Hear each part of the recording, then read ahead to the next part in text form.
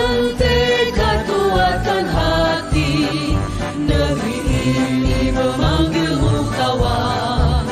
Belajar bergerak berbagi untuk negeri, guru penggerak majukan pendidikan. Guru penggerak menghamba pada murid, kreatif rancang pembelajaran. Hargai potensi, tingkatkan prestasi, lahirkan profil pelajar Pancasila. Assalamualaikum warahmatullahi wabarakatuh. Bapak Kepala Sekolah SDN Brawijaya yang saya hormati, Bapak, Ibu Guru, dan tenaga pendidik SDN Brawijaya yang saya hormati pula. Alhamdulillahirrabbilalamin, pada hari ini kita bisa berkumpul di ruangan guru ini untuk sama-sama mengikuti kegiatan diseminasi menyebarkan pemahaman dan pengalaman penerapan budaya positif. Ucapan terima kasih dari saya kepada Bapak Kepala Sekolah, kemudian kepada Bapak dan Ibu Guru, serta staf tata usaha yang sudah berkenan hadir meluangkan waktunya untuk mengikuti kegiatan ini. Mohon maaf Bapak dan Ibu, saya berdiri di depan ini tidak maksud untuk menggurui, tetapi kita sama-sama belajar. Saya sharing pendidikan, hasil dari pendidikan saya di pendidikan calon guru penggerak. Pada kesempatan hari ini saya akan memaparkan pemahaman dan penerapan budaya positif. Sebelumnya saya akan bertanya, apa itu budaya positif, Bapak dan Ibu? Ada yang tahu budaya positif? Contohnya di sekolah itu misalnya budaya positif? Iya, bertegur sapa, kemudian kultum, sapa, salam. Ya, betul sekali Bapak Ibu. Budaya positif itu merupakan perwujudan dari nilai-nilai kebajikan, nilai-nilai keyakinan universal yang diterapkan di sekolah. Bapak dan Ibu, budaya positif ini penting tidak diterapkan di sekolah? Sangat penting ya Bapak Ibu. Di mana budaya positif ini dapat menumbuhkan motivasi intrinsik dari dalam diri seseorang, ya. Bukan hanya kita sebagai seorang guru saja yang harus mengetahui dan memperdalam budaya positif ini, tetapi kita juga memiliki kewajiban untuk menyebarluaskan kepada semua warga sekolah, terutama kepada peserta didik kita, sehingga mereka menjadi anak yang bertanggung jawab, menjadi siswa yang berbudi pekerti luhur, dan tentunya berakhlak mulia sesuai dengan profil pelajar Pancasila. Baik Bapak dan Ibu, untuk hari ini budaya positif yang akan kita bahas. Konsep inti budaya positif yang pertama yaitu perubahan paradigma belajar, kemudian disiplin positif, motivasi perilaku manusia, kemudian kebutuhan dasar, posisi kontrol restitusi, kemudian keyakinan kelas, dan segitiga restitusi. Untuk yang pertama, perubahan paradigma pembelajaran. Pembelajaran dengan paradigma baru ini dirancang berdasarkan prinsip pembelajaran yang berdiferensiasi, ya, sehingga setiap siswa ini belajar sesuai dengan kebutuhan dari tahap perkembangannya, ya, sesuai atau untuk mewujudkan profil pelajar Pancasila, ya. Pembelajaran berdiferensiasi ini merupakan suatu usaha untuk memenuhi kebutuhan peserta didik dalam mengembangkan potensinya, untuk mengembangkan kompetensi yang dia miliki. Upaya yang dilakukan tanpa menyamaratakan perbedaan potensi dan kompetensi, sehingga tujuan pembelajaran pembelajaran dapat terpenuhi dengan baik. Dalam pelaksanaan pembelajaran berdiferensiasi, pendidik memerlukan tindakan yang tepat. Karena pembelajaran berdiferensiasi ini bukan berarti pembelajaran dengan memberikan perlakuan atau aktivitas yang berbeda pada setiap peserta didik. Selanjutnya, pembelajaran paradigma baru atau lebih kita kenal dengan kurikulum merdeka itu merupakan pembelajaran yang berorientasi pada penguatan kompetensi dan pengembangan karakter yang sesuai dengan dimensi profil pelajar Pancasila. Bapak dan Ibu masih ingat ada berapa dimensi profil pelajar Pancasila? 6. Ada 6. Yang pertama dimensi apa? Beriman dan bertakwa. Iya, beriman, bertakwa kepada Tuhan Yang Maha Esa. Kemudian dimensi yang kedua, dan berakhlak mulia, betul. Kemudian yang kedua, ya, oke, diulang lagi. Yang pertama, beriman dan bertakwa kepada Tuhan Yang Maha Esa. Kemudian dimensi yang kedua, dan berakhlak mulia. Kemudian itu yang ke-1. Yang kedua, berkebinekaan global. Yang ketiga, gotong royong. Yang keempat, mandiri. Yang kelima, kreatif. Jadi ada berapa dimensinya? Bernalar kritis. Ya, bernalar kritis. Ya, ada 6 dimensi profil belajar Pancasila, ya. Kurikulum Merdeka ini memastikan ya bahwa praktik pembelajaran yang dilakukan di sekolah ini benar-benar berpusat pada siswa ya. Jadi sekarang pembelajarannya itu sudah student center learning ya, bukan teacher center learning lagi ya. Kemudian yang mana setiap siswa ini dipastikan melakukan kegiatan belajar yang sesuai dengan kebutuhan dan tahap perkembangannya. Kemudian untuk mengimplementasikan pembelajaran yang berparadigma baru ini dibutuhkan perubahan paradigma dan budaya guru yang cukup signifikan. Oleh karena itu, keberhasilan implementasi kurikulum Merdeka mensyaratkan perubahan mindset guru. Ya, perubahan mindset guru inilah sebagai landasan awal atau utama.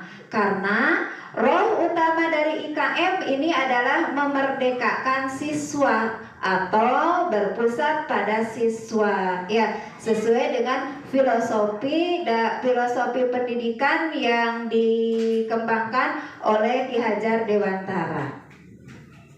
Selanjutnya, di sini ada miskonsepsi tentang teori kontrol, ya, di mana miskonsepsi tentang teori kontrol ini menurut Dr. William Glasser. Untuk teori yang pertama, ini ilusi guru mengontrol murid, ya. Bapak Ibu, selama ini kita mungkin beranggapan bahwa kita ini bisa mengontrol murid-murid kita, ya. Ternyata hal itu merupakan sebuah ilusi. Ternyata hal itu merupakan miskonsepsi, ya. Sebagai contoh, misalkan begini, seorang anak melakukan kesalahan, kemudian diperintahkan oleh gurunya untuk memperbaiki kesalahan tersebut, ya. Ternyata anak itu menuruti perintah dari gurunya untuk memperbaiki kesalahannya itu. Apakah itu sudah disebut guru itu sudah bisa mengontrol muridnya? Iya, belum tentu Bapak Ibu, ya. Kenapa belum tentu? Ketika kita lengah mengawasi anak tersebut, bisa jadi anak tersebut melakukan kesalahan lagi. Ya, kembali lagi kepada motivasi dari diri anak itu sendiri. Ya, apakah dia berubahnya itu melakukan berubahnya itu keluar dari hati nuraninya, atau berubahnya itu karena takut kena hukuman oleh guru, ya.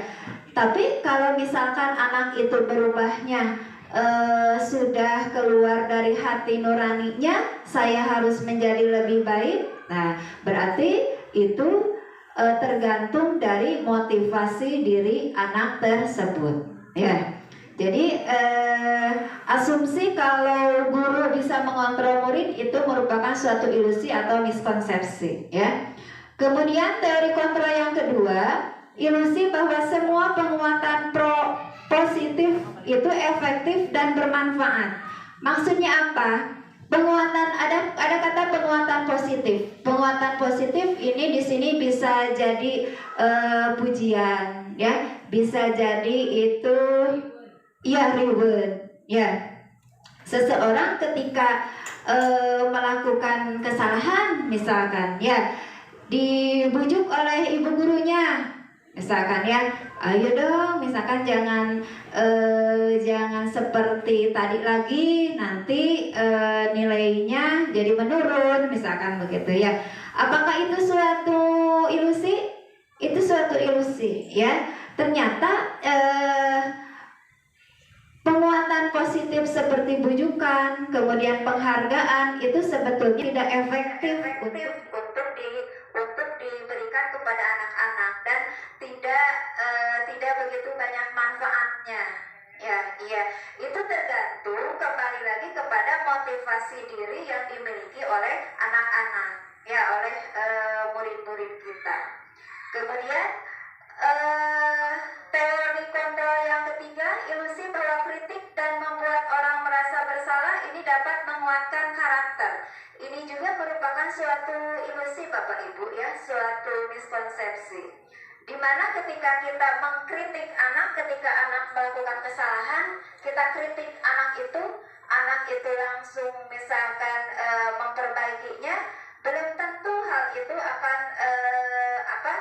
perilakunya itu akan terus-menerus baik selama kita misalkan masih memantaunya. Tetapi ketika kita lengah, misalkan kita tidak mengkritik dia lagi, kita tidak berkata kepada dia sampai dia merasa bersalah lagi, misalkan, ya, kemungkinan anak itu akan melakukan kesalahan lagi, ya. Kembali lagi kepada motivasi diri yang dimiliki oleh anak itu sendiri, ya.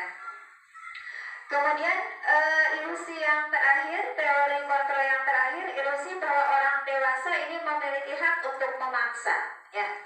Bapak dan Ibu, kita ini sebagai guru tentu lebih dewasa dari murid-murid kita, ya. Apakah kita sebagai orang dewasa ini memiliki hak untuk memaksa kepada anak? Tentu tidak, ya. Sebagai contoh misalkan antar Bapak dan Ibu guru, ya, misalkan bisa begini, Ibu, Bapak kepala sekolah meminta atau memerintahkan kepada Ibu dan Bapak gurunya untuk datang misalkan sebelum bel, misalkan, ya. Ketika ada Bapak kepala sekolah, misalkan kita itu tepat waktu sebelum bel sudah ada di sekolah, misalkan, ya. Bapak kepala sekolahnya tiap hari nih ada standby di sekolah, jam 7 kurang sudah ada, misalkan, ya. Apakah ketika Bapak kepala sekolah tidak ada, kita masih akan tepat waktu datang ke sekolah? Seharusnya harus, ya. Itu kembali lagi kepada motivasi diri kita sendiri. Jadi orang lain itu tidak bisa atau tidak mempunyai hak kepada kita untuk memaksa kita, ya.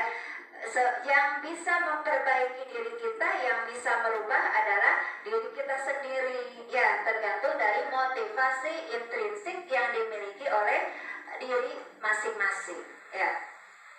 Baik, Bapak dan Ibu, selanjutnya Masih tadi berkaitan dengan miskonsepsi, di sini ada perubahan paradigma dari paradigma stimulus respon kepada pendekatan teori, ya, kepada pendekatan teori kontrol. Kita harus berubah dari paradigma stimulus respon ke pendekatan teori kontrol. Kalau dulu itu kita masih di paradigma stimulus respon, sekarang kita harus berubah dari stimulus respon menjadi teori kontrol. Kalau sekarang itu, kalau menurut stimulus respon itu realitasnya kebutuhan kita itu sama. Kebutuhan saya dengan ibu sama tidak? Tidak, berbeda-beda. Ya, kita harus merubah paradigma kita yang seperti itu menjadi paradigma teori kontrol, yaitu realitasnya kebutuhan kita itu berbeda. Ya, kebutuhan kita masing-masing orang berbeda, Bapak Ibu. Kemudian semua orang melihat hal yang sama pada paradigma stimulus respon. Kita harus merubah paradigma itu menjadi setiap orang memiliki gambaran yang berbeda. Ya, kalau dulu setiap orang itu melihat dari satu sisi, dari satu dari satu titik, ya. Tetapi kalau sekarang berdasarkan teori kontrol, setiap orang ini memiliki gambaran yang berbeda-beda. Dari segi pandang mana kita memandang orang lain, ya, itu akan berbeda dari setiap orangnya. Selanjutnya, kita mencoba mengubah orang agar berpandangan sama dengan kita, ya. Itu harus kita rubah paradigmanya menjadi kita berusaha memahami pandangan orang lain tentang dunia, ya. Kita tidak bisa mengubah orang yang harus berpandangan sama dengan kita, ya. Tetapi sekarang kita harus merubah paradigma kita, mindset kita itu harus memahami pandangan orang lain, ya. Walaupun berbeda pandangannya, tetap harus kita pahami, ya, karena tidak akan sama pandangan kita. Selanjutnya, perilaku buruk dilihat sebagai suatu kesalahan. Ini menurut paradigma stimulus respon, ya.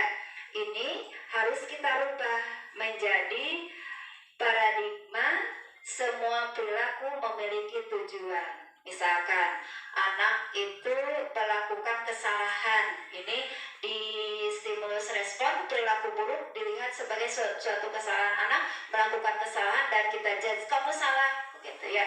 Kita harus merubah paradigma kita menjadi teori kontrol. Memang misalkan kalau anak melakukan kesalahan itu tidak boleh langsung dijudge salah oleh kita. Kita tanya dulu anaknya, pasti anak itu melakukan perilaku atau tindakan tersebut ada alasannya, ada tujuannya, begitu, ya, Bapak Ibu. Selanjutnya, orang lain bisa mengontrol saya. Itu paradigma yang dulu, orang lain bisa mengontrol saya. Kita rubah paradigma kita, hanya saya lah yang bisa mengontrol diri saya sendiri. Seperti tadi, ya, kembali lagi ke motivasi diri kita, ke motivasi intrinsik diri kita, ya. Selanjutnya, saya bisa mengontrol orang lain. Nah, rubah paradigma kita. Kalau Anda tidak bisa mengontrol orang lain, yang bisa mengontrol orang lain adalah orang itu sendiri, diri sendiri, ya. Kembali ke motivasi diri. Selanjutnya, pemaksaan ada pada saat bujukan gagal, ya. Dipaksa untuk misalkan anak melakukan kesalahan dan kita paksa anak itu untuk misalkan diberikan hukuman, ya, itu sudah merupakan bujukan yang gagal, ya. Kita rubah mindset kita menjadi kolaborasi dan konsensus menciptakan pilihan-pilihan baru. Ketika anak melakukan kesalahan, sebaiknya ini di paradigma teori kontrol, kita panggil anak tersebut, kemudian kita tenangkan anak itu tersebut, beri pemahaman, ya, validasi kesalahan mereka itu, ya. Tentu mereka kesalahan itu ada alasannya, ada tujuannya, ya. Kemudian setelah kita bertanya alasannya, tujuan dia melakukan perilaku tersebut, kemudian kita cari solusi bersama-sama, ya, dengan berkolaborasi ini, ya, kita berkolaborasi dengan anak tersebut, kita cari solusinya agar jangan sampai di kemudian hari anak itu melakukan kesalahan yang sama lagi, ya. Kita tanyakan kepada anak itu kalau perilakunya itu sudah sesuai dengan keyakinan kelas atau belum, gitu, ya. Kalau sudah selesai, kalau sudah melanggar, misalkan tanyakan kepada anak keyakinan apa yang sudah dilanggar, ya. Berbicaralah dari hati ke hati dengan anak, ya. Sesudah itu, kalau misalkan anak sudah menyadari kalau dia sudah melakukan kesalahan, kemudian sudah melanggar keyakinan kelas yang sudah disepakati, tanyakan kepada anak, apakah anak itu bersedia untuk memperbaiki kesalahannya. Kalau misalkan bersedia, tanyakan sejak kapan atau mulai kapan kamu mau memperbaikinya. Iya, ya. Kemudian apa kamu mau memperbaikinya dengan cara apa, begitu, ya. Tanyakan kepada anak, ya, biarkan anak yang memberikan solusinya, ya. Jadi jangan dari kita, ya. Di situ kita sudah berkolaborasi dengan anak untuk menciptakan pilihan-pilihan yang baru, ya. Jadi tidak dipaksa anak untuk melakukan hal-hal untuk memperbaiki kesalahannya itu. Selanjutnya, model berpikir menang kalah itu harus dihilangkan, ya. Harus kita rubah paradigma kita menjadi model berpikir menang-menang, ya. Sebagai contoh, ketika anak melakukan kesalahan, ya, guru misalnya menetapkan suatu hukuman kepada anak, di situ guru merasa menang, ya, tetapi anak di situ merasa kalah, ya. Harus dirubah paradigma kita menjadi model berpikir menang-menang, ya. Tadi itu dengan menerapkan restitusi yang tadi yang berkolaborasi, ya. Dengan seperti itu anak tidak merasa kalah, anak merasa menang, dia mempertanggungjawabkan apa yang sudah dia perbuat, seperti itu, ya. Selanjutnya mengenai disiplin positif. Bapak dan Ibu, ketika kita mendengar kata disiplin, apa yang terbayang di benak Bapak dan Ibu? Disiplin. Patuh, betul. Taat, betul. Kemudian disiplin, iya, peraturan, mengikuti aturan. Betul sekali Bapak Ibu. Kata disiplin juga sering dihubungkan dengan hukuman, betul? Iya, padahal itu sungguh berbeda. Karena belajar tentang disiplin positif tidak harus dengan memberi hukuman. Justru itu adalah salah satu alternatif terakhir, dan kalau perlu itu tidak harus digunakan hukuman itu, ya. Kemudian dalam budaya kita, makna kata disiplin dimaknai menjadi sesuatu yang dilakukan seseorang pada orang lain untuk mendapatkan kepatuhan, cenderung menghubungkan kata disiplin dengan ketidaknyamanan, ya. Bapak pendidikan kita Ki Hajar Dewantara menyatakan bahwa di mana ada kemerdekaan, disitulah harus ada disiplin yang kuat. Sungguh pun disiplin itu bersifat self-discipline, yaitu kita sendiri yang mewajibkan kita dengan sekeras-kerasnya, tetapi itu sama saja. Sebab jikalau kita tidak cakap melakukan disiplin diri ini, wajiblah penguasa lain mendisiplinkan diri kita. Dan peraturan demikian itulah harus ada di dalam suasana yang merdeka. Di situ Ki Hajar Dewantara menyatakan bahwa untuk mencapai kemerdekaan atau dalam konteks pendidikan kita saat ini, untuk menciptakan murid yang merdeka, syarat utamanya adalah harus ada disiplin yang kuat. Disiplin yang dimaksud adalah disiplin diri, ya. Yang memiliki motivasi internal disiplin diri ini. Kemudian jika kita tidak memiliki motivasi internal, maka kita memerlukan pihak lain untuk mendisiplinkan kita, ya, atau motivasi eksternal atau motivasi ekstrinsik, ya. Kita memerlukan motivasi dari luar. Selanjutnya, seseorang yang memiliki disiplin diri berarti mereka sudah bertanggung jawab terhadap apa yang dilakukannya karena mereka mendasarkan tindakan mereka pada nilai-nilai kebajikan yang universal. Ya, sebagai pendidik, tujuan kita adalah menciptakan anak-anak yang memiliki disiplin diri sehingga mereka bisa berperilaku dengan mengacu pada nilai-nilai kebajikan universal dan memiliki motivasi intrinsik, bukan motivasi ekstrinsik, ya.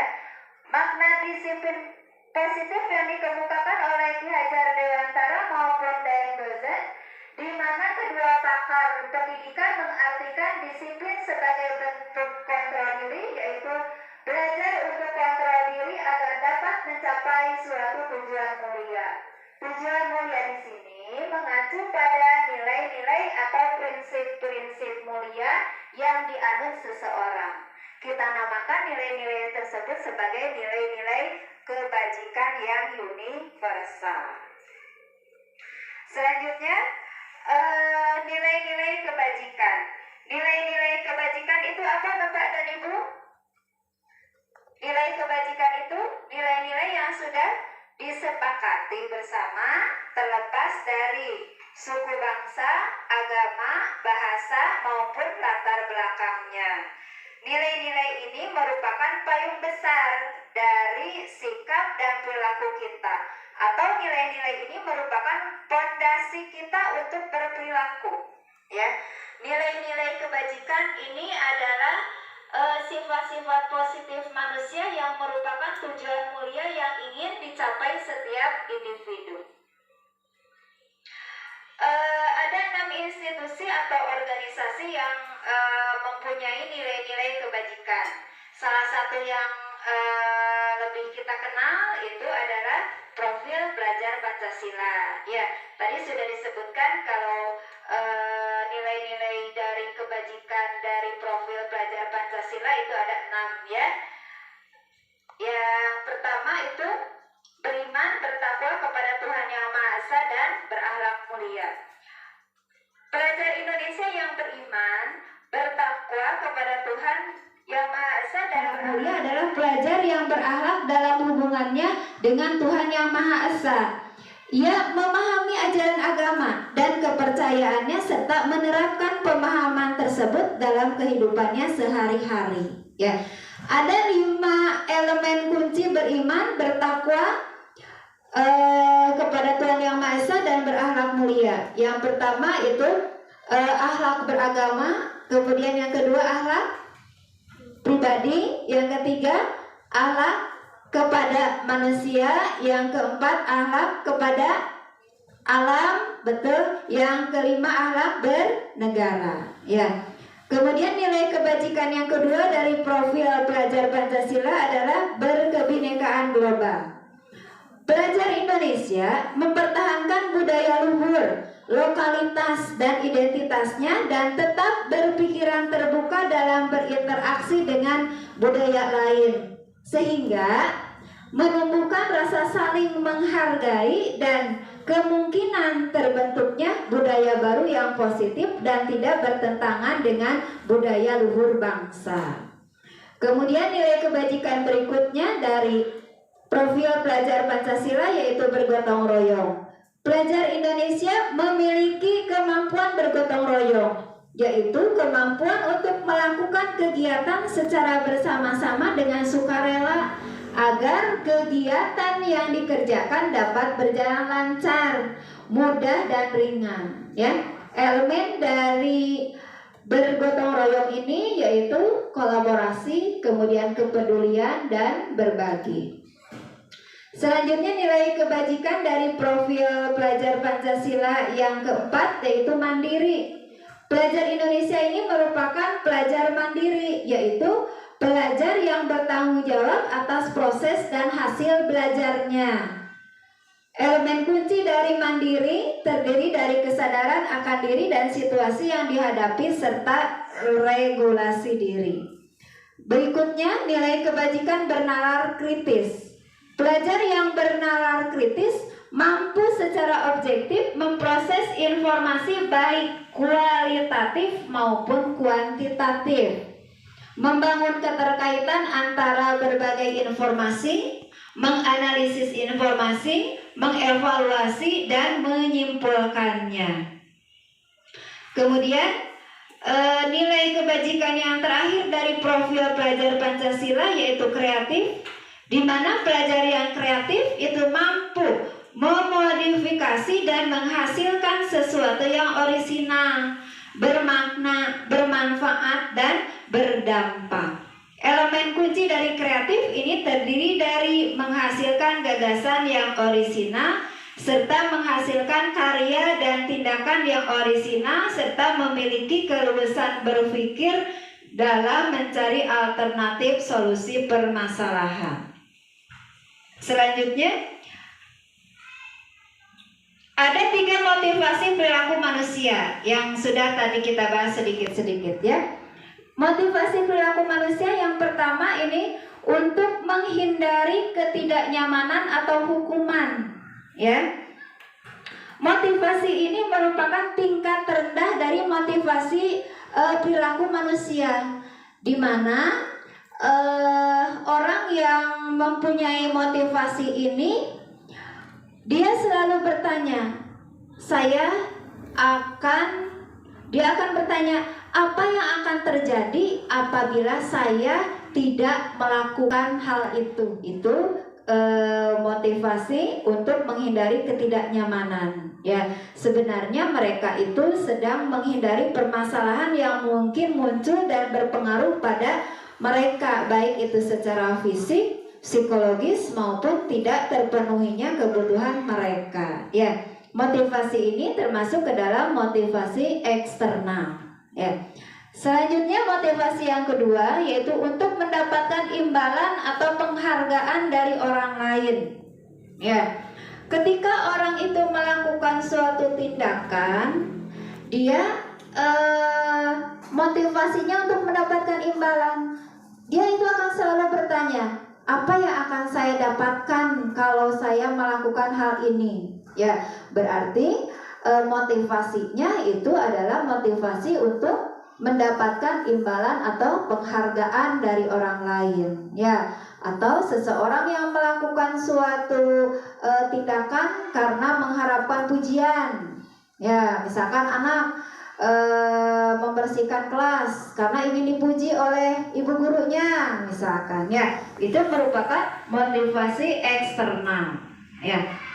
Motivasi perilaku manusia yang ketiga yaitu untuk menjadi orang yang mereka inginkan dan menghargai diri sendiri dengan nilai-nilai yang mereka percaya ya. Inilah motivasi dari dalam diri seseorang ya. Ketika dia melakukan suatu tindakan, dia akan bertanya, akan menjadi orang yang seperti apakah kalau saya melakukannya ya. Mereka melakukan sesuatu ini karena nilai-nilai yang mereka yakini kalau itu baik ya. Dan mereka itu melakukannya karena mereka ingin menjadi orang yang melakukan nilai-nilai yang mereka yakini tersebut. Motivasi inilah yang disebut dengan motivasi internal ya, bukan motivasi eksternal. Jadi motivasinya hadir dari dalam diri sendiri ya. Bapak dan Ibu, sebaiknya kita itu menghindari hukuman dan pemberian penghargaan yang berlebihan untuk meminimalisir motivasi eksternal dari dalam diri seseorang ya. Selanjutnya ada kebutuhan dasar manusia ya. Sebelum kebutuhan dasar manusia masih berkaitan dengan motivasi. Dari motivasi itu maka akan muncullah hukuman, konsekuensi dan restitusi. Ya, Bapak dan Ibu sudah sering mendengar kata hukuman? Sering ya. Konsekuensi? Sering. Kemudian restitusi? Pernah mendengar tidak? Belum ya. Saya juga mendengar kata restitusi ketika mengikuti pendidikan ini saja. Ya. Sebelumnya saya belum pernah mendengar, baru sekarang-sekarang ini ya. Baik, kita bahas satu-satu Bapak dan Ibu. Hukuman ini bersifat tidak terencana atau tiba-tiba. Ya, ketika anak misalkan kesiangan, tidak ada rencana, belum direncanakan sebelumnya. Anak itu misalkan terlambat. Nah, ya, anak itu terlambat, kemudian kita berikan hukuman, misalkan skot jam 5 kali, misal ya. Ini merupakan suatu hukuman yang tiba-tiba tidak direncanakan terlebih dahulu. Kemudian hukuman ini bersifat satu arah dari pihak guru yang memberikan, dan murid hanya menerima suatu hukuman tanpa melalui suatu kesepakatan atau pengarahan dari pihak guru, baik sebelum atau sesudahnya. Ketika anak itu misalnya terlambat, kemudian guru memberikan hukuman skot jam 5 kali, kan itu dari satu pihak, dari gurunya memberikan hukuman kepada muridnya, dan muridnya itu harus melakukannya. Itu disebut dengan hukuman. Kemudian hukuman ini bisa berupa fisik maupun psikis. Kalau fisik itu murid akan disakiti oleh suatu perbuatan, yang contoh yang tadi disuruh skot jam, ya misalkan itu sudah berupa fisik. Tetapi kalau psikis itu berupa kata-kata. Ya, hati-hati Bapak dan Ibu ketika kita memberikan hukuman kepada anak, itu misalnya berupa kata-kata, itu suka diingat terus oleh anaknya. Ya, kan anak itu bermacam-macam, ada yang perasa terus diingat kata-kata ibu guru yang jelek pada dia, gitu ya. Selanjutnya, setelah hukuman ada konsekuensi. Kalau konsekuensi itu sudah terencana dan sudah disepakati, ya. Kemudian sudah dibahas dan disetujui oleh murid dan guru. Ya, ketika di kelas Bapak dan Ibu sudah menyepakati dengan anak-anak, ada konsekuensi ketika kamu terlambat misalkan. Yuk kita sepakati, kalau misalkan terlambat mau diapain? Skot jam Bu, misalkan begitu ya. Itu sudah disepakati antara murid dengan gurunya. Kemudian konsekuensi ini tetap saja membuat anak menjadi tidak nyaman untuk jangka waktu pendek. Ya, tetap saja walaupun itu merupakan konsekuensi, anak tetap saja aku dihukum gitu. Ya, tetap saja anak merasa seperti itu. Kemudian diberikan berdasarkan suatu data yang umumnya dapat diukur. Jadi konsekuensinya itu bisa diukur oleh kemampuan anak, ya. Selanjutnya ada restitusi. Ya, restitusi ini adalah proses menciptakan kondisi baik murid untuk memperbaiki kesalahan mereka sehingga mereka bisa kembali pada kelompok mereka dengan karakter lebih kuat. Ini merupakan konsep disiplin dengan identitas sukses. Mengapa? Karena siswa akan bertanggung jawab akan perilakunya. Ya, fokus pada pemecahan masalah jangka panjang. Kemudian murid juga menghormati dirinya dengan orang lain. Kemudian restitusi ini merupakan teori kontrol, yaitu kontrol dari dalam diri atau motivasi intrinsik dari dalam diri anak tersebut. Kemudian restitusi ini anak menjadi bersemangat memperbaiki kesalahannya. Ya. Selanjutnya ada kebutuhan dasar. Ada 5 kebutuhan dasar menurut Dr. William Glasser. Ya, Bapak dan Ibu, ketika anak melakukan suatu perbuatan yang bertentangan di sekolah, ternyata anak itu ingin memenuhi kebutuhan dasar yang belum dia miliki, yang belum terpenuhi. Ya, seluruh tindakan manusia ini memiliki tujuan tertentu. Semua yang kita lakukan adalah suatu usaha terbaik kita untuk mendapatkan apa yang kita inginkan. Kita mendapatkan apa yang kita inginkan, sebetulnya saat itu kita sedang memenuhi satu atau lebih dari kebutuhan dasar kita. Ya, ada 5 kebutuhan dasar menurut William Glasser. Yang pertama, bertahan hidup. Yang kedua, kasih sayang dan rasa diterima. Yang ketiga, kebebasan. Yang keempat, kesenangan. Kelima, penguasaan. Yang pertama, bertahan hidup. Bapak dan Ibu guru, mungkin Bapak dan Ibu pernah menemukan ketika sedang melakukan pembelajaran, ada anak yang biasanya bersemangat, ini kelihatan lesu misalkan, ya, kelihatannya dia tidur-tiduran terus lemas gitu. Pernah tidak menemukan hal seperti itu? Pernah tidak terjadi? Ya, iya, pernah terjadi di kelas hal seperti itu. Ya,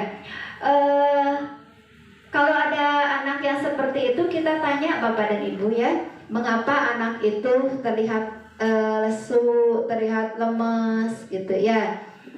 Hal itu mereka lakukan tentu ada alasannya. Ya, bisa saja mereka itu lesu atau lemas karena belum makan, ya, atau sedang sakit misalkan, ya. Itu juga merupakan kebutuhan dasar manusia untuk bertahan hidup, ya. Selanjutnya, ketika anak mencari, di kelas kan suka ada anak yang overacting ke gurunya, ya, cari-cari apa? Perhatian, ya. Kita harus paham, berarti anak itu ada kebutuhan dasarnya yang belum terpenuhi, yaitu kasih sayangnya. Bisa jadi anak itu di rumahnya itu saudaranya banyak, jadi tidak terperhatikan oleh orang tuanya, bisa jadi seperti itu, ya. Bisa jadi dia ingin diterima oleh temannya. Misalkan mengganggu terus ketika temannya sedang bermain, dia mengganggu terus ke temannya itu. Ternyata setelah ditanya, kamu kenapa mengganggu terus? Ternyata setelah ditanya, anak itu ingin ikut main. Ya. Selanjutnya, kebebasan. Kebutuhan dasar kebebasan sebagai salah satu contoh di kelas. Misalkan anak itu biasanya belajarnya semangat, tapi hari itu misalkan anak itu tidak fokus belajar di kelasnya, main-main, misalkan main kakapalan, lempar-lemparan, kemudian mengganggu teman. Kita tanya, mengapa kamu seperti itu? Gitu, ya. Bisa saja anak melakukan hal seperti itu karena dia bosan dengan pembelajaran di kelas, ya. Ibu gurunya habisnya nerangin terus, akunya jadi malas belajarnya, jadi bosan belajarnya. Bisa jadi seperti itu. Nulis wae ibu gurunya misalkan seperti itu, ya. Berarti kalau sudah menemukan hal seperti itu, kita harus merubah strategi pembelajaran kita, Bapak dan Ibu, ya. Selanjutnya, kebutuhan dasar kesenangan. Sering kita melihat Bapak Ibu, ya, anak-anak yang mengganggu temannya. Kadang anak-anak perempuan diganggu oleh anak laki-laki, misalkan kerudungnya ditarik-tarik sampai nangis, ya. Nah, kita tanya anak itu yang suka mengganggu temannya, kenapa dia melakukan hal itu? Ternyata setelah ditanya, aku kan ingin bersenang-senang, Bu. Aku tuh senang kalau lihat dia nangis, misalkan seperti itu, ya. Nah, kita beri pemahaman kepada anak tersebut, ya. Boleh saja kita melakukan senang-senang, ya.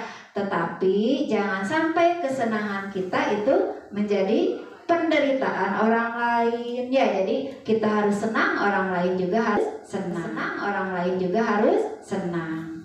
Kemudian ada kebutuhan dasar yang terakhir, penguasaan, ya, di mana setiap orang ini ingin ada keinginan untuk menjadi pemimpin, untuk tampil, ya, untuk dihargai oleh orang lain, ya.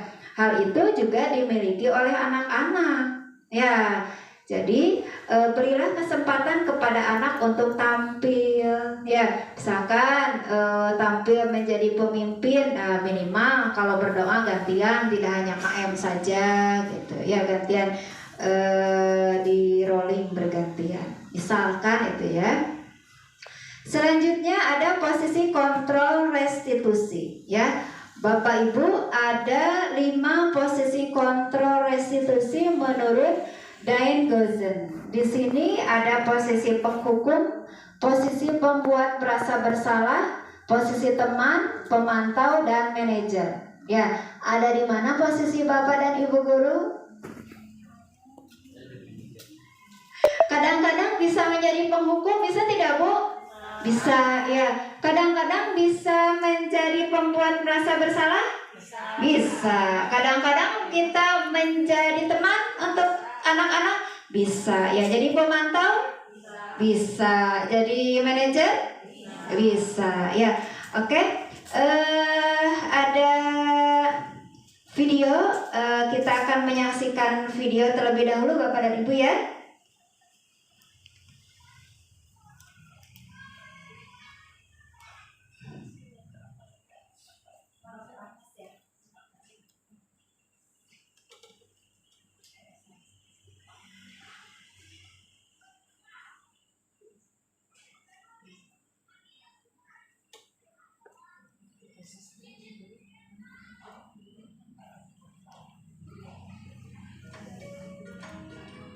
Oke, disimak dulu Bapak Ibu, ya. Bahagia Ibu dan Bapak guru hebat.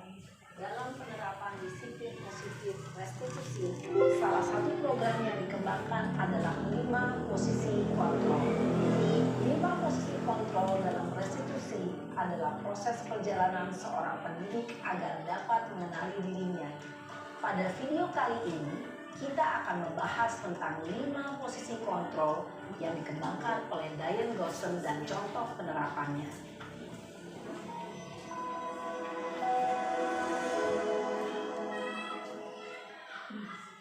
Lima posisi kontrol itu adalah: 1. Posisi penghukum. 2. Posisi pembuat merasa bersalah tersebut. Mari kita saksikan kasus Naren yang terlambat hadir 20 menit di sekolah dan melihat bagaimana kelima posisi kontrol dalam menghadapi masalah tersebut.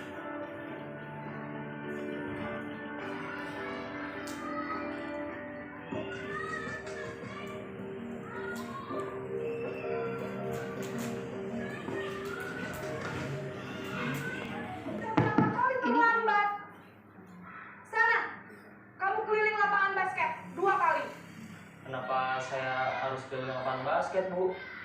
Kenapa? Kamu melawan ibu? Berani-beraninya jawab. Sudah terlambat, masih berani jawab pula. Sekarang, keliling lapangan basket 5 kali sekalian. Biar kapok. Cepat.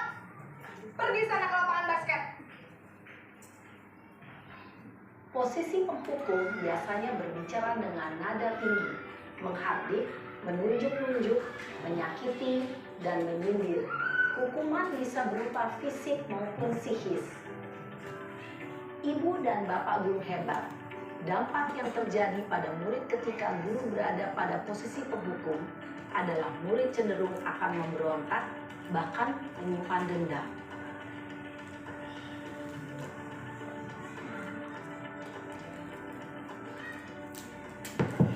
Posisi guru yang kedua ini, ya Bu, sebagai pembuat merasa bersalah.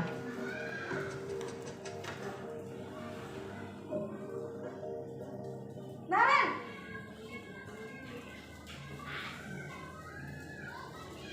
Selamat pagi, Bu. Naren. Kamu kenapa terlambat lagi, nak? Ya Tuhan, Naren.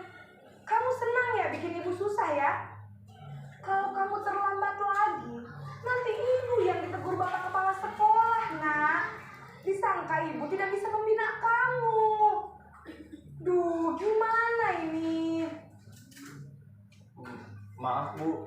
Duh Gusti Naren.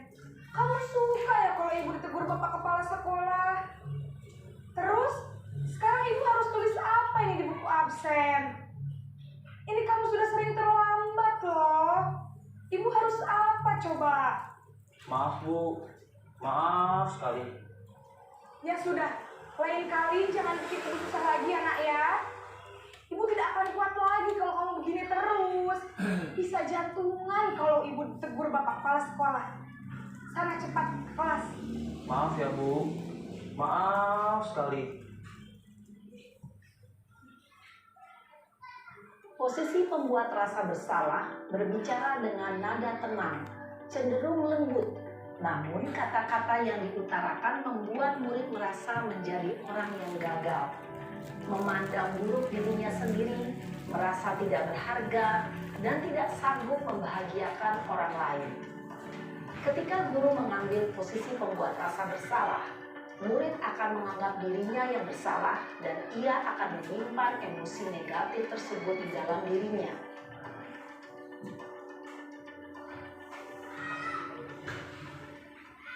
Posisi guru selanjutnya sebagai teman ya Bapak Ibu.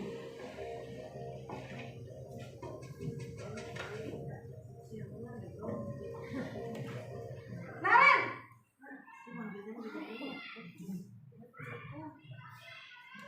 Selamat pagi Bu. Wah, sudah jam berapa ini nak? Terlambat lagi ya sayang. Iya Bu. Habis ibu saya lupa bangunkan saya Bu. Kamu malah menyalahkan ibu kamu. Kamu bukannya anak yang larinya paling kencang. Kok terlambat sih? Iya Bu. Saya memang terlambat bangun tadi.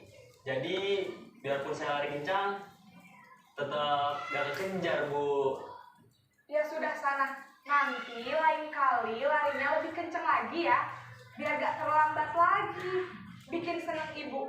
Demi ibu. Bisa kan? Bisa lah Bu. Ya sudah sana masuk kelas. Ibu beresin urusan absen kamu. Kamu ini ada-ada saja. Dalam posisi teman, guru berbicara dengan nada suara ramah, akrab, cenderung bersenda gurau untuk menjaga suasana tetap santai. Murid akan merasa senang, aman, dan akrab dengan guru. Identitas yang tercipta adalah identitas sukses atau berhasil. Diingat, karena ini masih dorongan eksternal, maka ada faktor ketergantungan dari murid kepada orang tertentu. Di sini guru absennya, sehingga di lain waktu murid bisa berperilaku baik, namun hanya kepada orang-orang tertentu saja. Selanjutnya posisi guru sebagai pemantau atau monitor.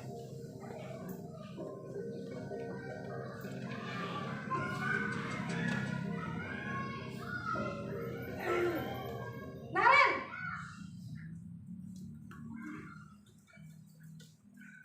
Selamat pagi Bu. Naren, apa peraturan sekolah kita tentang jam berapa kita harus masuk sekolah, nak? Kita harus di sekolah jam 7 Bu. Iya betul, sekarang sudah jam 7.20. Naren sudah tahu konsekuensinya jika terlambat hadir. Paham Bu. Saya harus tinggal kelas pas jam istirahat selama 20 menit. Iya benar, konsekuensinya demikian. Jadi nanti jam 9.30 pas istirahat, kamu harus tinggal di kelas, kerjakan tugas tambahan untuk ketertinggalan kamu, ya? Baik Bu. Posisi pemantau mengandalkan penghitungan atau data untuk mengontrol murid. Guru mengarahkan murid berdasarkan peraturan dan konsekuensi. Seorang pemantau menunjukkan bahasa tubuh dan ekspresi wajah yang datar dan cenderung formal.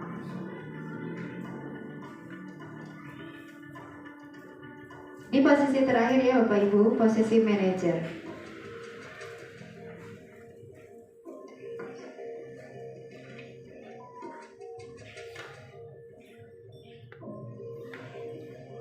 Naren!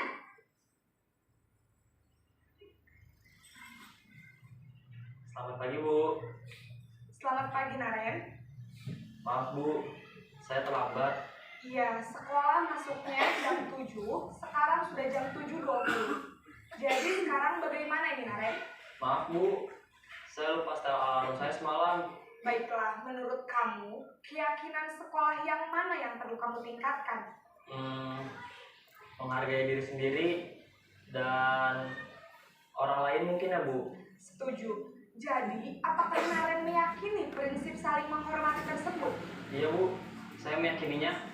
Apakah Naren bersedia memperbaiki masalah keterlambatan ini? Bersedia Bu.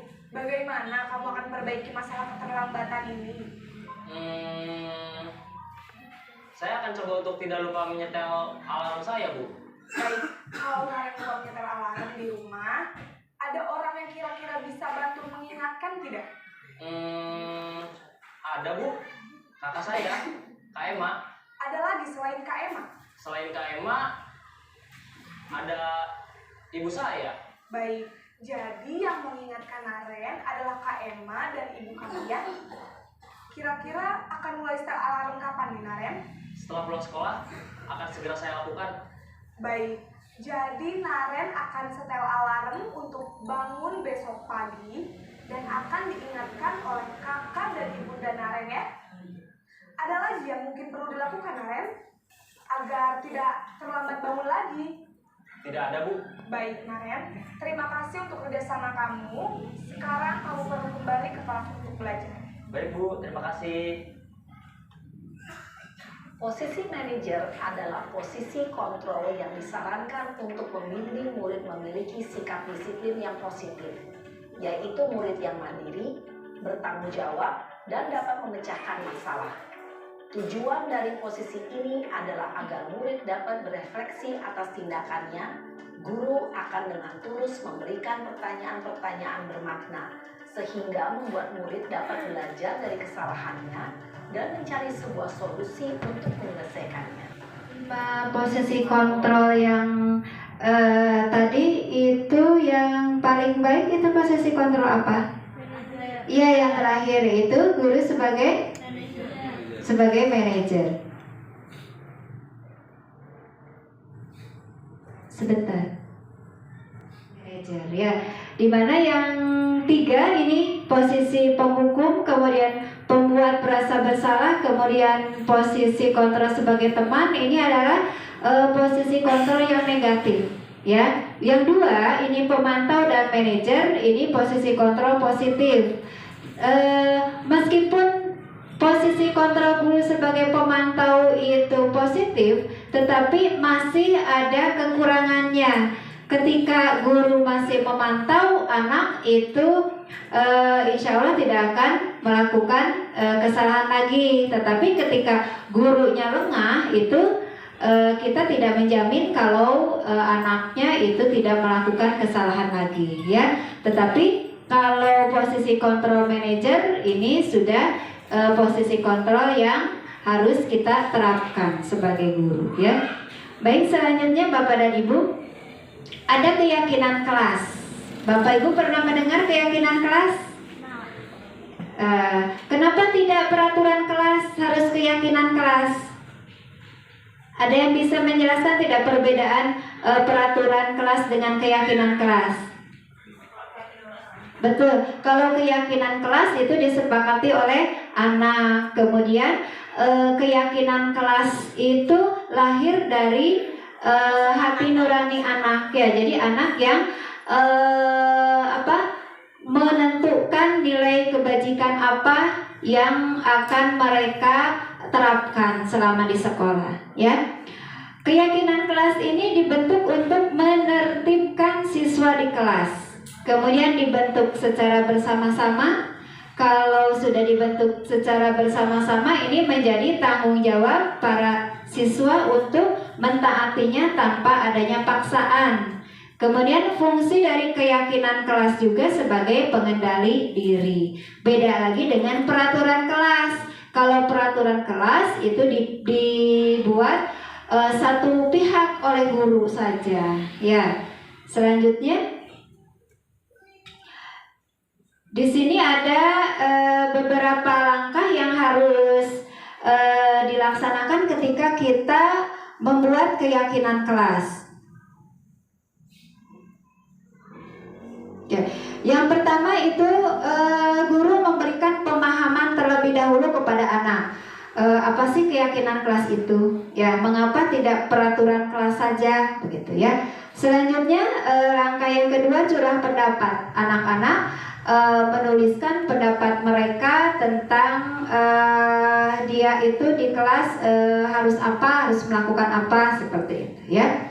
Kemudian anak itu menuliskan peraturan yang ada di kelas ya. Setelah itu dikelompokkan peraturan kelas yang sejenis. Setelah dikelompokkan, barulah mengubah peraturan kelas menjadi kalimat yang positif. Setelah merubah menjadi kalimat positif, baru merumuskan keyakinan kelas dari peraturan-peraturan yang sudah dikelompokkan tadi dengan nilai-nilai kebajikan. Selanjutnya ditinjau ulang oleh anak-anak dan guru, apakah itu sudah sesuai, sudah pantas diterapkan di sekolah atau belum. Selanjutnya membuat keyakinan kelas, bisa ditulis tangan, bisa ditik ya. Kemudian ditandatangani oleh semua warga kelas, oleh gurunya, oleh muridnya juga. Kemudian dipajang di tempat yang mudah dilalui atau mudah dijangkau oleh anak-anak untuk mengingatkan anak-anak akan keyakinan kelas. Ya, selanjutnya umpan balik dari siswa. Ya. Selanjutnya Bapak Ibu ada implementasi saya dalam menerapkan budaya positif keyakinan kelas. Akan saya tayangkan sebentar.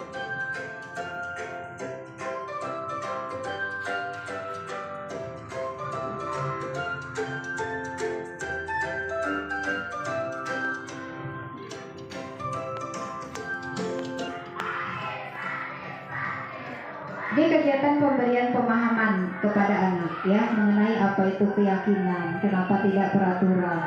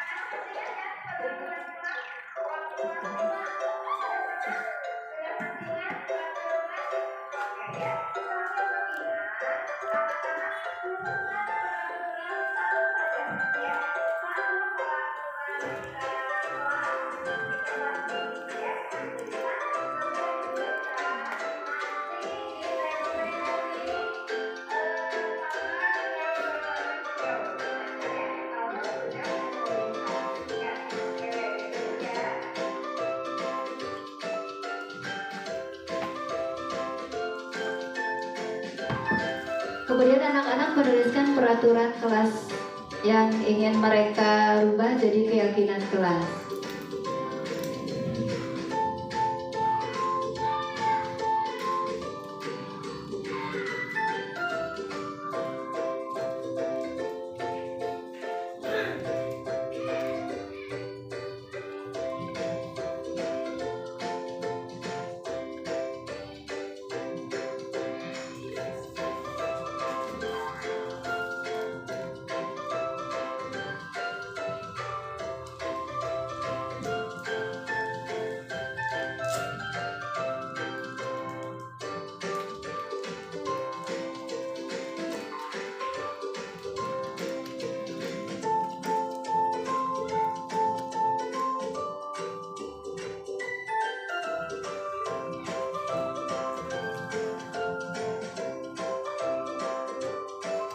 Ya, selanjutnya mengelompokkan peraturan kelas yang sejenis, ya.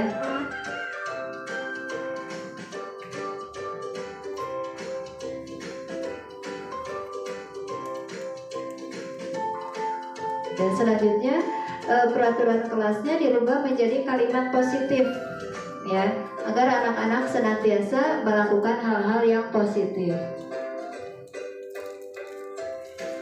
Selanjutnya merumuskan keyakinan kelas dari pengelompokan peraturan yang sudah dikelompokkan tadi dengan nilai-nilai kebajikannya.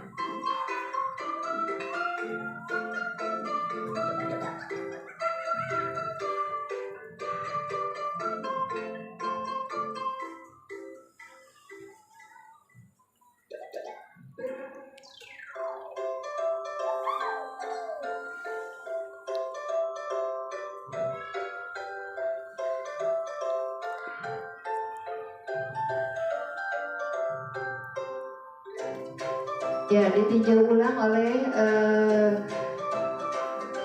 anak-anak. Selanjutnya, keyakinan kelas yang sudah disepakati ditulis tangan.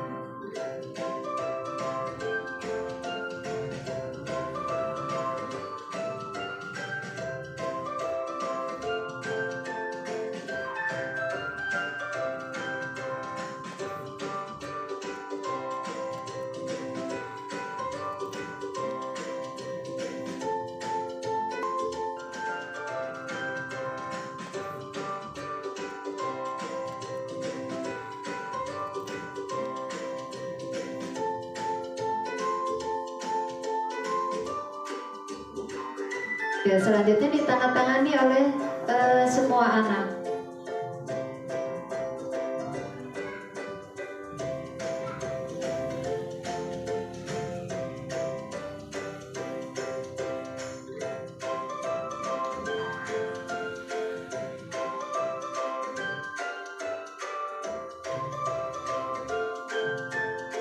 Setelah ditandatangani, dipajang bersama-sama di tempat yang mudah dilihat oleh anak.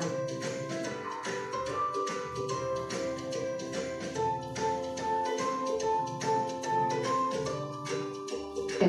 Selanjutnya umpan balik siswa terhadap pembuatan keyakinan kelas ini.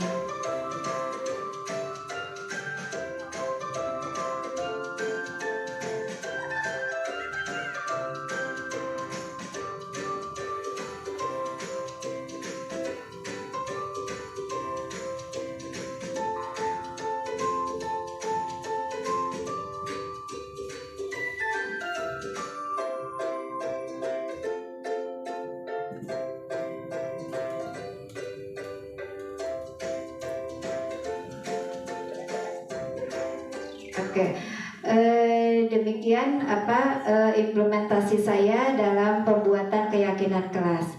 Selanjutnya Bapak dan Ibu, ada segitiga restitusi. Segitiga restitusi ini sudah kita bahas tadi, di mana segitiga restitusi ini adalah suatu proses menciptakan kondisi yang baik bagi murid untuk memperbaiki kesalahan mereka sehingga mereka bisa kembali pada kelompok mereka dengan karakter lebih kuat lagi, ya. Dalam segitiga restitusi ini ada 3 langkah yang harus dilakukan. Yang pertama, menstabilkan identitas. Yang kedua, memfasilitasi tindakan yang salah. Kemudian yang ketiga, menanyakan keyakinan, ya. Untuk langkah yang pertama yaitu menstabilkan identitas. Jika anak berbuat salah, maka ada kebutuhan dasar mereka yang belum terpenuhi, Bapak Ibu. Bagian dasar segitiga restitusi ini memiliki tujuan untuk merubah orang yang gagal karena telah berbuat kesalahan menjadi orang yang sukses, ya. Kita harus mampu meyakinkan mereka dengan mengatakan misalkan seperti ini. Tidak ada manusia yang sempurna. Ibu juga pernah melakukan kesalahan, ya, agar dalam diri anak-anak itu tidak memang anak itu sudah melakukan kesalahan tetapi tidak menjadi identitas gagal. Saya sudah gagal nih, sudah melakukan kesalahan, gitu ya. Padahal kesalahan itu masih bisa diperbaiki, ya. Jadi kita menstabilkan identitas anak terlebih dahulu. Kemudian langkah kedua yaitu memvalidasi tindakan yang salah. Konsep dari langkah kedua ini, kita harus memahami kebutuhan dasar yang mendasari tindakan anak itu berbuat kesalahan. Ya, ketika kita menolak anak yang berbuat salah, dia akan tetap dalam masalah. Yang diperlukan adalah kita memahami alasan mereka melakukan hal tersebut sehingga anak merasa dipahami. Ya. Kemudian langkah yang ketiga yaitu menanyakan keyakinan. Ya. Dalam teori kontrol ini menyatakan bahwa kita pada dasarnya termotivasi secara internal, ya, agar anak-anak ini mau merubah kesalahannya, mau memperbaiki kesalahannya, maka kita harus bertanya kepada anak dulu, menanyakan keyakinan anak dulu, ya, keyakinan kelas apa yang sudah kamu langgar, ya, sesudah itu maukah kamu untuk memperbaikinya, seperti itu, ya, solusinya atau langkah perbaikannya itu diutarakan oleh anak itu sendiri, ya. Bapak dan Ibu, melalui segitiga restitusi ini kita dapat mewujudkan anak-anak menjadi murid yang merdeka. Mereka itu mampu menyelesaikan masalah dengan motivasi internal dan bertanggung jawab terhadap pilihan. Selanjutnya saya akan memberikan satu contoh implementasi saya yang sudah saya terapkan dalam menerapkan segitiga restitusi ini.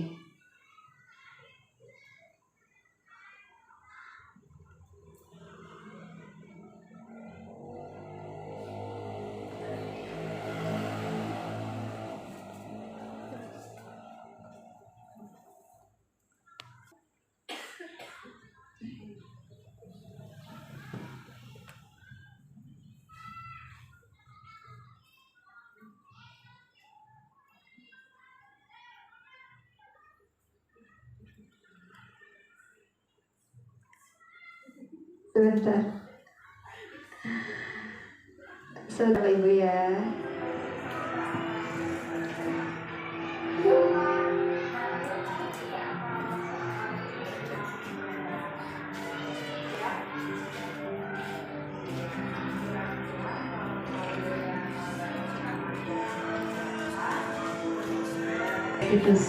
Segitiga restitusi dalam menstabilkan identitas, ya.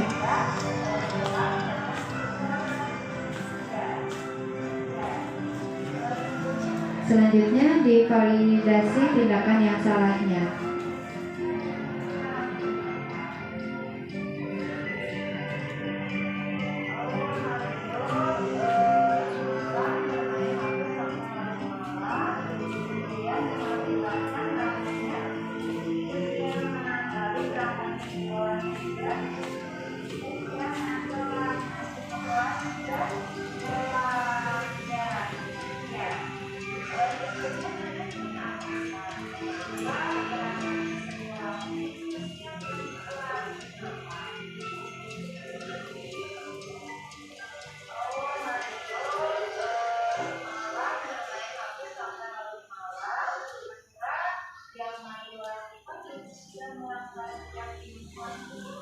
Nah, selanjutnya guru menanyakan keyakinan kelas.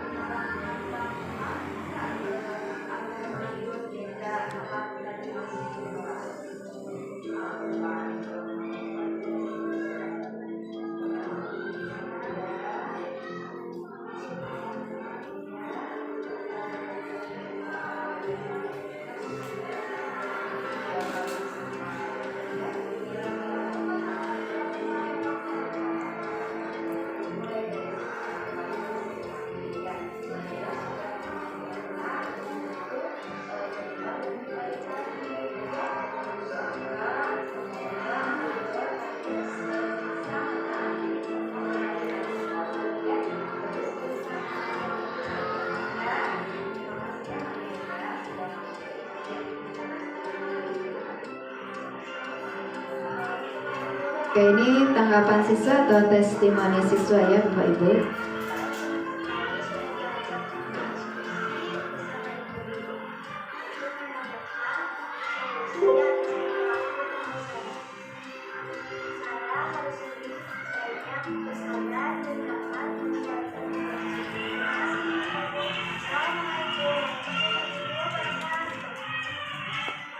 Assalamualaikum warahmatullahi wabarakatuh. Nama saya Maria Rasianti dari kelas 4A. Terima kasih Bu Guru karena telah mengajak saya berdiskusi untuk menemukan solusi atas permasalahan yang telah saya buat. Saya berjanji tidak akan bermain HP sampai larut malam dan tidak akan terlambat ke sekolah lagi. Assalamualaikum warahmatullahi wabarakatuh. Terima kasih Bu Guru.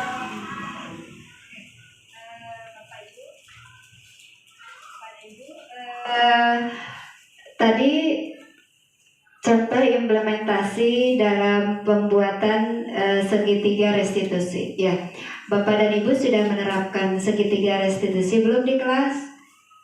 Mungkin secara tidak disadari sudah menerapkan ya, tetapi kita tidak tahu kalau itu sudah termasuk ke dalam segitiga restitusi. Ya.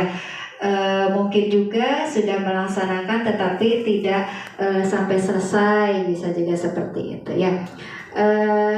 Penerapan segitiga restitusi ini merupakan disiplin positif yang harus kita terapkan, yang harus kita implementasikan Bapak dan Ibu ya. Baik, selanjutnya ada tadi ada testimoni dari siswa, selanjutnya ada testimoni dari Ibu Guru mengenai mengenai praktik baik yang sudah saya kerjakan di sekolah.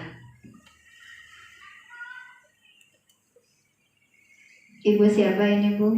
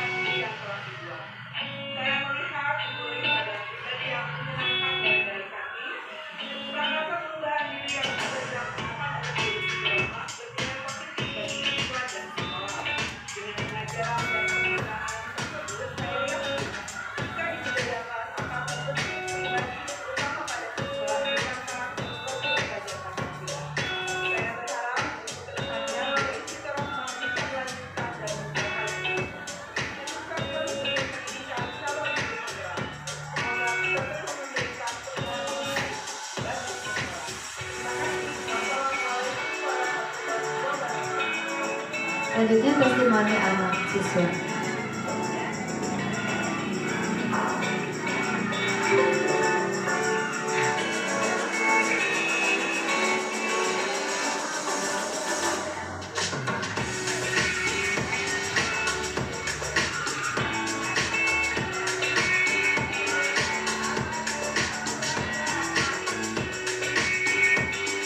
Oke, Bapak dan Ibu, terakhir penutup dan kesimpulan.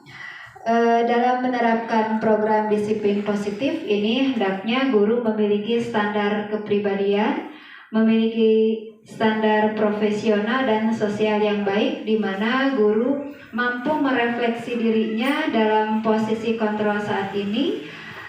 Bagaimana nanti perannya sebagai among atau manajer dalam mewujudkan murid-murid yang mandiri, merdeka, dan bertanggung jawab sesuai dengan standar nasional pendidikan. Bapak dan Ibu guru hebat, demikian pemaparan pemahaman dalam penerapan pendalaman budaya positif. Semoga kegiatan ini bermanfaat khususnya bagi saya, umumnya untuk kita semua. Saya ucapkan terima kasih banyak untuk Bapak dan Ibu guru, tak lupa kepada Bapak Kepala Sekolah yang sudah mengikuti kegiatan ini dari awal sampai akhir. Saya tutup, mohon maaf masih banyak kekurangan. Wabillahi taufiq wa hidayah. Wassalamualaikum warahmatullahi wabarakatuh. Waalaikumsalam warahmatullahi wabarakatuh.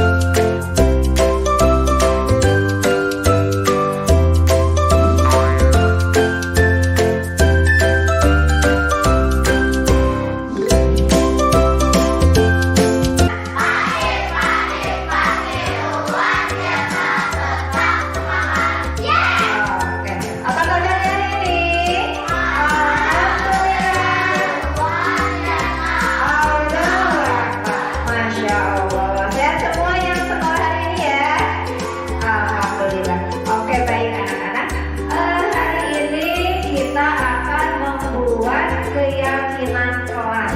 Ya, siapa yang tahu keyakinan kelas itu apa? Ada yang sudah tahu belum?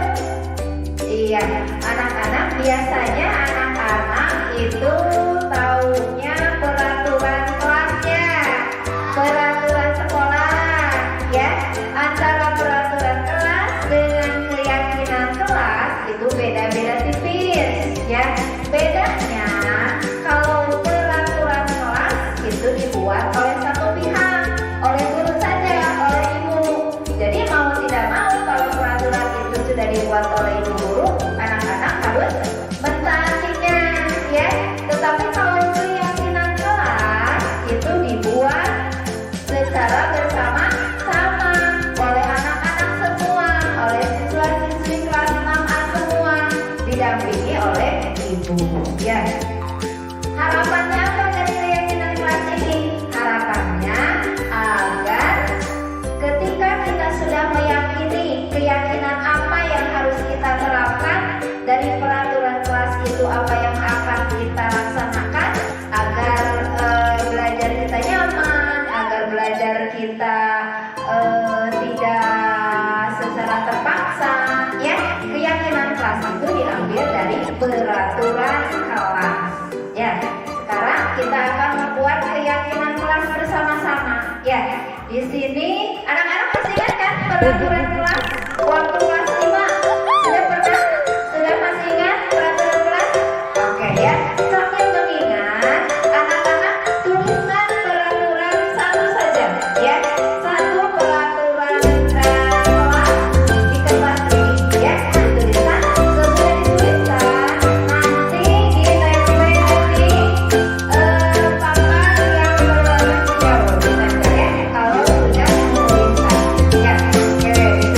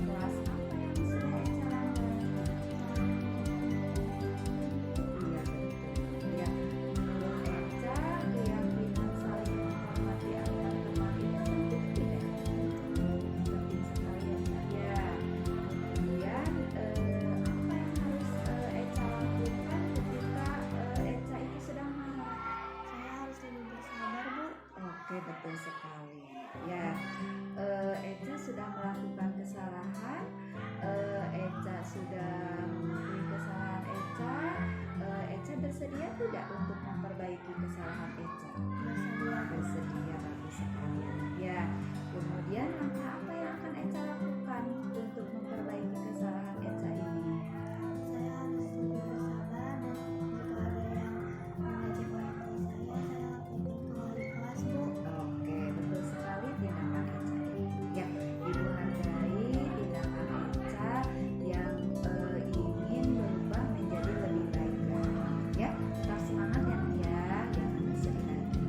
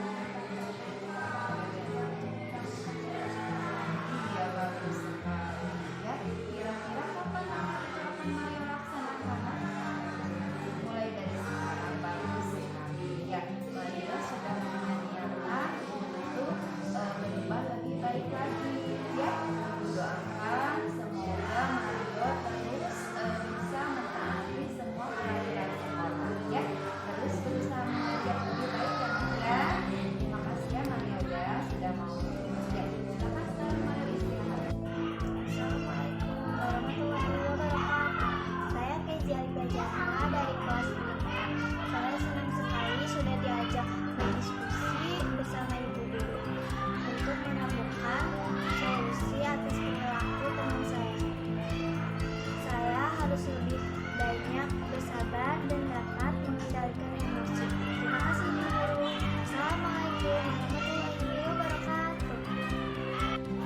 Assalamualaikum warahmatullahi wabarakatuh. Nama saya Maria Bastian dari kelas 6A. Terima kasih Bu Guru karena telah mengajak saya berdiskusi untuk menemukan solusi atas permasalahan yang telah saya perbuat. Saya berjanji tidak akan bermain HP sampai larut malam dan tidak akan terlambat ke sekolah lagi. Wassalamualaikum warahmatullahi wabarakatuh. Terima kasih Bu Guru.